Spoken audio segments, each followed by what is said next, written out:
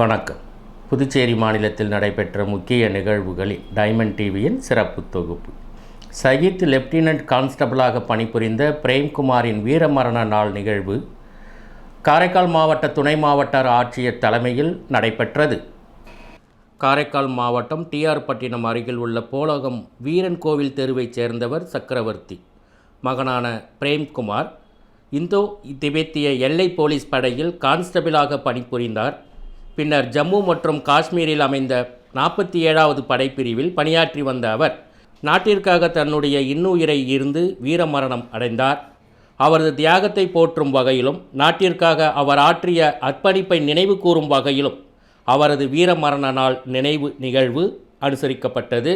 இந்த நிகழ்ச்சியில் காரைக்கால் மாவட்ட சார்பு ஆட்சியர் பூஜா கலந்து கொண்டு வீரர் பிரேம்குமார் அவர்களின் நினைவு சின்னத்தில் மலர் வளையம் வைத்தோம். அங்கு வைக்கப்பட்டிருந்த திருவுருவ படத்திற்கு மலர் தூவியும் அஞ்சலி செலுத்தினார். இதனைத் தொடர்ந்து அங்கு கூடியிருந்த அனைவரும் மௌன அஞ்சலி செலுத்தி வீரமரணம் அடைந்த பிரேம்குமார் அவர்களின் தியாகத்தை நினைவு கூர்ந்தனர்.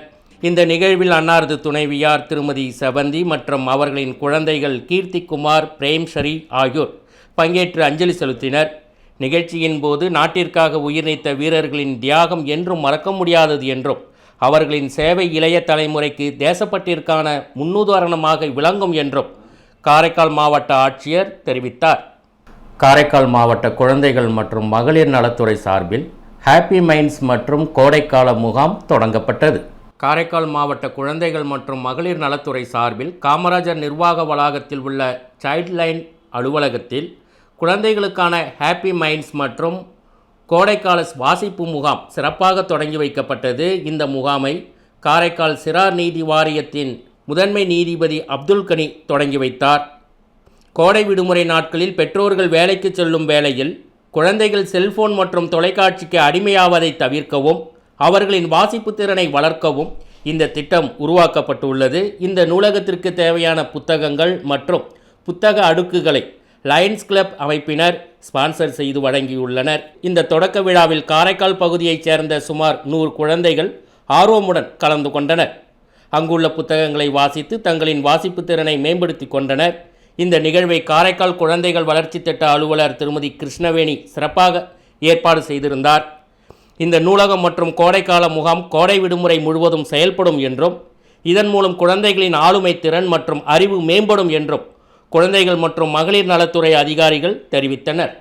காரைக்காலை அடுத்துள்ள அம்பகரத்துறையில் அமைந்திருக்கும் பிரசித்தி பெற்ற ஸ்ரீ பத்ரகாளியம்மன் ஆலயத்தின் கும்பாபிஷேக விழா விமர்சையாக நடைபெற்றது. காரைக்காலை அடுத்த அம்பகரத்தூரில் அமைந்திருக்கும் பிரசித்தி பெற்ற அருள்மிகு அம்பை ஸ்ரீ பத்ரகாளியம்மன் ஆலயத்தில் கும்பாபிஷேகம் கடந்த 2013ஆம் ஆண்டு நடைபெற்றது. இதனைத் தொடர்ந்து ஆலயத்திற்கு கும்பாபிஷேகம் நடத்த தீர்மானித்து கடந்த 2024ஆம் ஆண்டு திருப்பணி துவக்க விழா நடைபெற்றது.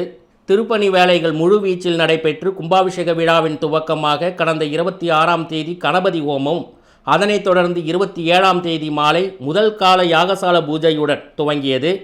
இதனை அடுத்து கும்பாபிஷேக விழா 6ஆம் கால யாகசாலை பூஜையுடன் மகா பூர்ணாவதியுடன் நிறைவு பெற்று கடம் புறப்பாடு நடைபெற்றது. அப்பொழுது யாகசாலையில் பூஜித்த புனித நீர் அடங்கிய கலசங்களை சிவாச்சாரியர்கள் ஏந்தி ஆலயத்தை வலம் வந்து வேத மந்திரங்கள் போத மங்கள வாத்தியங்கள் முழங்க ஆலய விமானங்களுக்கு மகா கும்பாபிஷேகம் சிறப்பாக நடைபெற்றது. இதில் கூடியிருந்த பக்தர்கள் ஓம் சக்தி பராசக்தி என கோஷங்கள் எழுப்பி வழிபட்டனர். தொடர்ந்து மூலவர்களுக்கு மகாபிஷேகமும் மகா தீபாராதனையும் நடைபெற்றது. கும்பாபிஷேக விழாவில் 1000 கணக்கான பக்தர்கள் கலந்து கொண்டு சுவாமி தரிசனம் செய்தனர்.